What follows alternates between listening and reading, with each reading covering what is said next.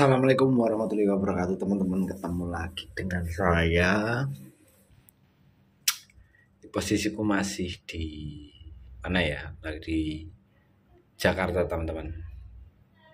Sebenarnya aku kemarin itu pengen lomba, cuman karena di sini tuh jadi orang baru ya di dunia perburungan, jadi bingung mau lomba kemana karena nggak tahu gantangan di sini, teman-teman. Mungkin besok ya, Sabtu besok pengen lomba. Cobalah nanti tanya-tanya orang gantangan burung yang terdekat itu di mana. Kemarin juga sempat mau tak sepil ya burung yang murai batu tempo hari itu, cuman pas posisi aku di sana itu pas lagi ada pengajian, kebetulan rumahnya kan dekat masjid ya, jadi suaranya itu bising, teman-teman. Jadi suaraku nggak terdengar jelas, makanya aku mutusin ya nggak usah konten lah. Seperti itu mungkin ya, di lain waktu nanti tak bikinkan konten, teman-teman, di sana biar nggak penasaran ya, yang jelas. Jadi seperti apa sih sebenarnya perawatan burung yang cocok gitu. Sudah lama kita nggak ngobrol-ngobrol, teman-teman, jadi aku mau ngobrol-ngobrol sama teman-teman ini. Nah, kita duduk santai di sini ya. Jadi kemarin itu ceritanya aku mau konten, cuman kebetulan ya itu tadi yang tak bilang, pas lagi ada pengajian, jadi suaranya itu nggak terdengar jelas suaraku, teman-teman. Jadi ya wes lah, nanti aja kapan-kapan waktu. Terus aku juga kemarin pas hari tadi ini sebenarnya mau kontes, cuman pengen nyoba burung kan. Cuman katanya adanya hari Sabtu, makanya mungkin besok aku tak coba gantang ke sana ataupun nyari gantangan yang dekat. Mungkin bagi teman-teman ya, sebenarnya itu gimana ya aku jelasinnya ya, main burung itu seperti apa sih sebenarnya. Teman-teman tuh sebenarnya ya, ini benar-benar paling mudah, teman-teman. Mencari burung bahan itu seperti apa? Rawatan ideal burung lomba itu seperti apa untuk pemula ya. Jadi kalau ngomongin dari bahan, carilah bahan yang syukur memang eksprestasi, yang pemiliknya sudah mumet, yang digantang nggak pernah mau jalan. Intinya burung itu sering dijemur, teman-teman. Karena apa? Burung yang sering dijemur itu, jadi dia itu sudah kalau orang bilang itu pas posisi emosi tinggi ataupun keadaan kondisi emosinya tinggi.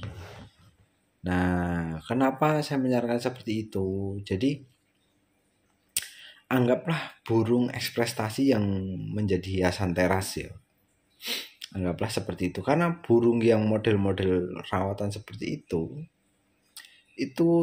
cenderung lebih mudah, teman-teman, ngelanjutinya daripada yang burung yang rawatannya mandi jemur ya kan, tapi nggak intinya rawatannya nggak kontinu lah, jadi burung itu macet ataupun mogok ataupun trouble ya, seperti itu yang utama ya. Yang utama itu seperti itu, wis paling mudah, teman-teman.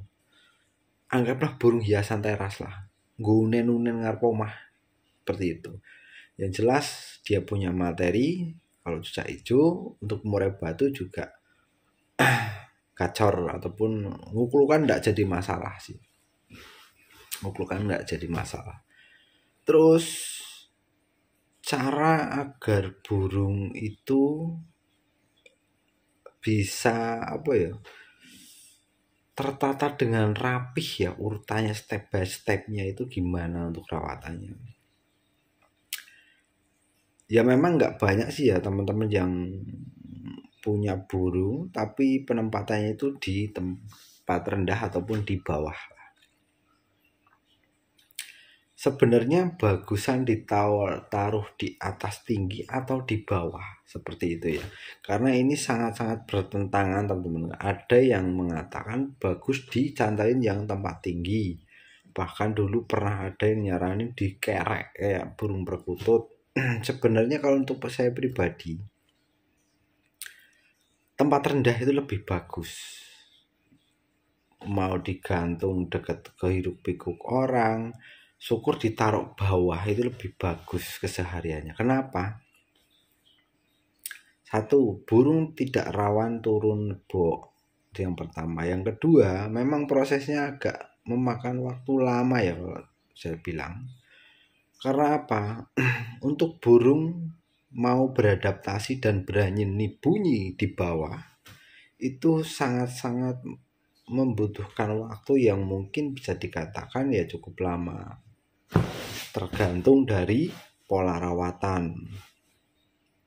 Ini kita bicara penempatan ya. Banyak yang teman-teman itu bingung. Ngantuk aku teman-teman. Sorry ya, teman-teman itu banyak bingung. Kenapa? Rawatan sudah mengikuti, tips-tipsnya pola mandi, pola jemur sudah mengikuti, ya kan, sampai ke extra fooding sudah mengikuti. Cuman banyak kendala itu penempatan. Dalam artian penempatan ini tepatnya panas. Kebanyakan kendalanya seperti itu. Sebenarnya burung ini nggak harus digantung teman-teman. Semakin dekat dengan manusia ataupun pemilik itu lebih bagus. Jadi nggak usah ngomongin ataupun kita ini takut jadi burung ini over jinak atau bla bla bla, itu nggak usah. Lebih istilahnya bisa katakan jinak itu lebih bagus kalau untuk saya pribadi. Nggak tahu ya untuk pandangan orang lain itu memang berbeda-beda lah. Karena setahu saya, sepengalaman saya yang bermain di dunia perburungan ini ya memang bisa dibilang masih seujung kuku lah ya pengalamannya. Beda dengan suhu-suhu di luar sana yang burungnya top-top lah ya, burung-burung mahal. Karena kalau saya pribadi kan memang mengais burung rusak ataupun burung hiasan teras yang murah meriah seperti itu, yang istilahnya ya pengen belajar sesuatu yang lebih menantang sih, yang membutuhkan waktu ekstra, kesabaran ekstra seperti itu, dan butuh hujatan netizen ini untuk menjadikan sesuatu yang semangat lah untuk berkarya dengan cara yaitu tadi hobi burung ataupun main burung seperti itu. Oke, kembali lagi. Setelah burung, karena banyak burung-burung prestasi, burung-burung yang memang top-top itu, dia itu cenderung satu, silahkan dilihat, dia di bawah itu berani bunyi ya, khususnya burung murai batu, cucak hijau, dia itu berani bunyi tapi ngefek teman-teman, nggak bunyi sekara PDB. Itu yang pertama. Yang kedua, burung-burung bagus itu kebanyakan di extra fooding itu disuapin, nggak ditaruh di cepuk. Banyak itu seperti itu. Ya ada sebagian memang yang memang menutupi dengan cara di lapang itu ditaruh di cepuk. Biasanya di rumah disuapin, cuman di lapang ditaruh di cepuk itu juga ada. Ya kamuflase aja lah seperti itu. Tipu-tipu biar tidak tahu cara pemberian extra foodingnya, cara rawatannya seperti itu. Makanya ada yang dulu pernah saya lihat tuh konten apa ya, pembentukan power BP, bentuk power. Kalau sempat jadi kontroversi ya, mana yang benar mana yang salah. Jadi sebenarnya kalau ngomongin mana yang benar mana yang salah, itu saya akuin konten beliau itu juga Om siapa ya waktu itu, Om Andi Botak kan, itu juga benar sebenarnya. Cuman di sini versi saya itu agak sedikit berbeda memang. Jadi bukan bermaksud menjadikan kontroversi itu enggak ya, tergantung teman-teman lah. Intinya apa yang saya sampaikan dan Om Andi Botak ini sampaikan tuh sebenarnya tujuannya sama, cuma beda cara aja. Kalau Om Andi Botak kan modelnya standby cepuk mandi. Kalau saya memang tidak begitu suka kalau untuk cucak hijau. Seperti itu. Karena apa ya? Cucak hijau ini burung yang seneng mandi. Itu yang pertama. Yang kedua, kalau teman-teman penempatannya kebanyakan ya mohon maaf ya. Tempatnya kan modelnya digantung di tempat seperti inilah ya. Mungkin ya di bawah, di atas tempat duduk, atau di atas lemari, atau di atas TV. Kalau mbok taruh cepuk standby itu nanti mandi banjir ya kan, jadi jeleretan kemana-mana. Seperti itu maksud saya. Jadi mempraktiskan lah. Saya nggak pernah menyalahkan konten beliau itu, enggak. Cuma kan ya biasalah netizen kan menggoreng sini menggoreng sana. Saya juga pernah nonton live-nya di TokTok ya. Itu juga pernah. Cuman ya apa ya, ya namanya orang baru nonton pemula ya mungkin apa ya dirasa gimana lah seperti itu. Kalau untuk saya pribadi sih biasa saja.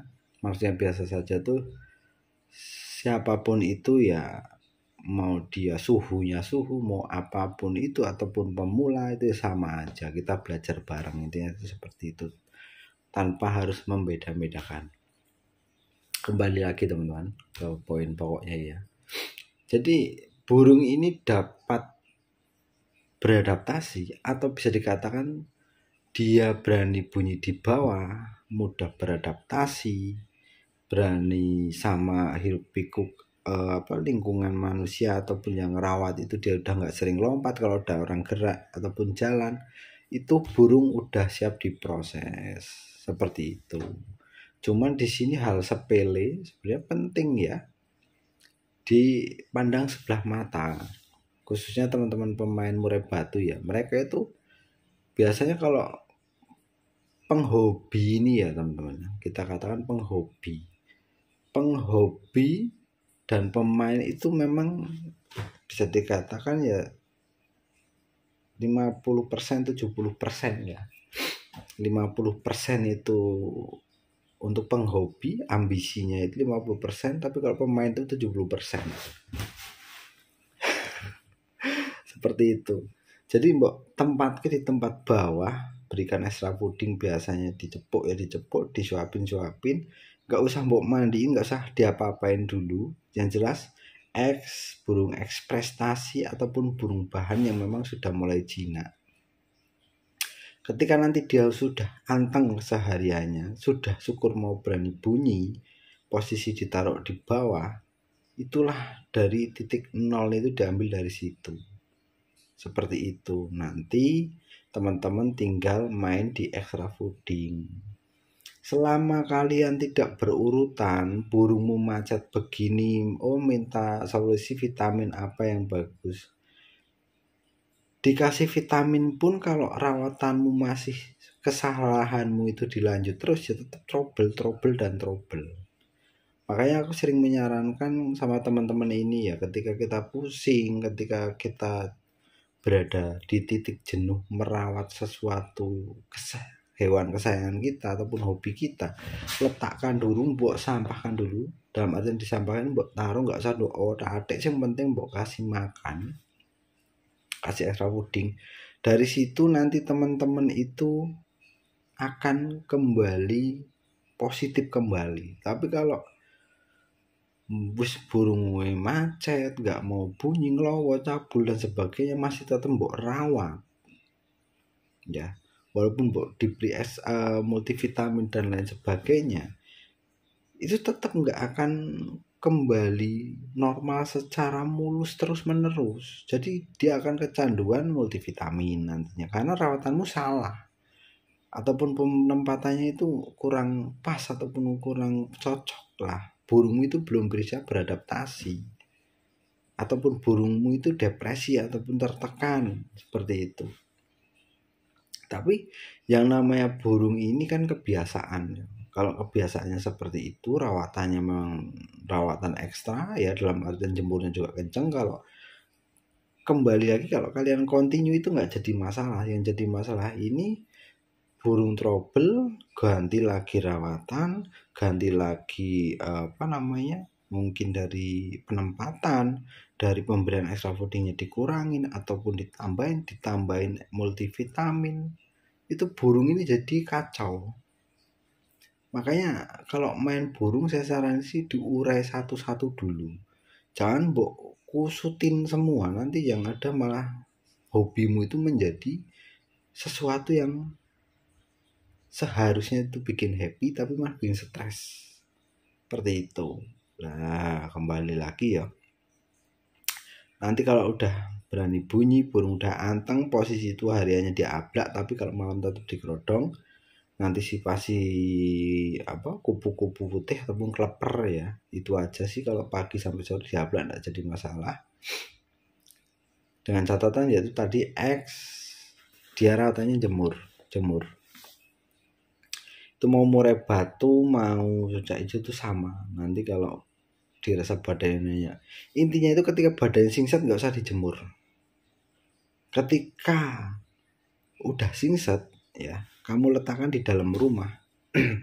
Nanti lama-kelamaan burung itu akan agak ngembang bulunya. Di sini teman-teman itu jangan galau, jangan pusing, jangan bawa jemur. Kenapa? Itu posisi birahi nanggung lah bahasanya. Kenapa? Harusnya dilanjutin, dibiari aja, nanti dia sing sendiri. Tapi kalau jemur lagi, birahinya hilang, emosinya naik lagi. Alhasil burung ini berada di fase nanggung, dalam artian digantang. Itu kalau cucak hijau matung, bahkan mudah on. Untuk murai batu ini juga mungkin ngeban sana sini, bahkan ngelowo, seperti itu. Jadi kalau udah ngembang biarin. Dengan catatan satu, rawatan jemur dulu, taruh ketika badan singset udah nggak usah dijemur lagi. Dan untuk durasi mandi itu bisa dikurangin karena kita ngontrol, kita ngerawat itu harus teliti, harus telaten ya. Kalau sabar itu pasti.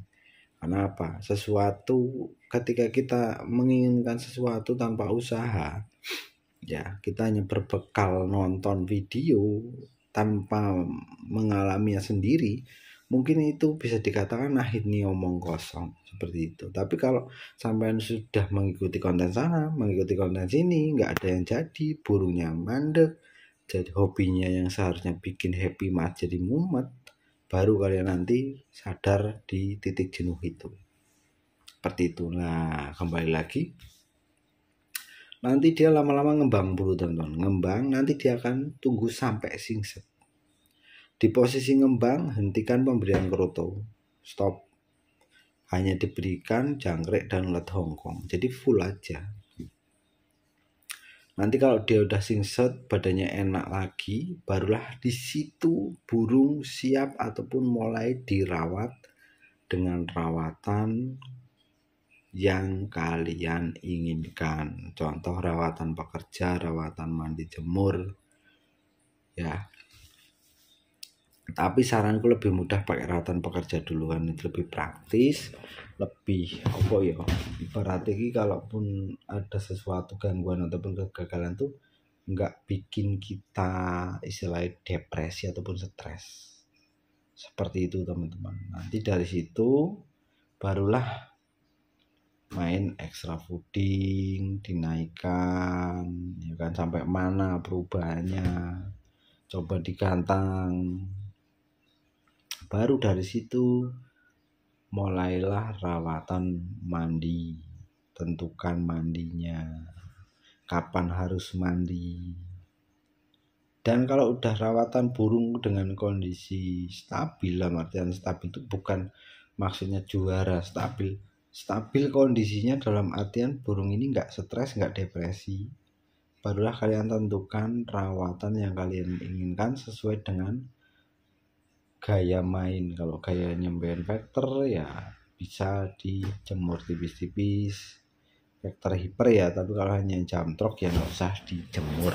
Seperti itu. Untuk murai batu juga sama sih sebenarnya, cuman kan kadang teman-teman ini memaksa, meminta untuk menjadi lebih cepat. Oke teman-teman, mungkin gitu dulu, nanti kita sambung di next video. Semoga apa yang saya sampaikan bermanfaat untuk teman-teman ya. Selamat malam, selamat beristirahat. Assalamualaikum warahmatullahi wabarakatuh. Sampai ketemu di video berikutnya.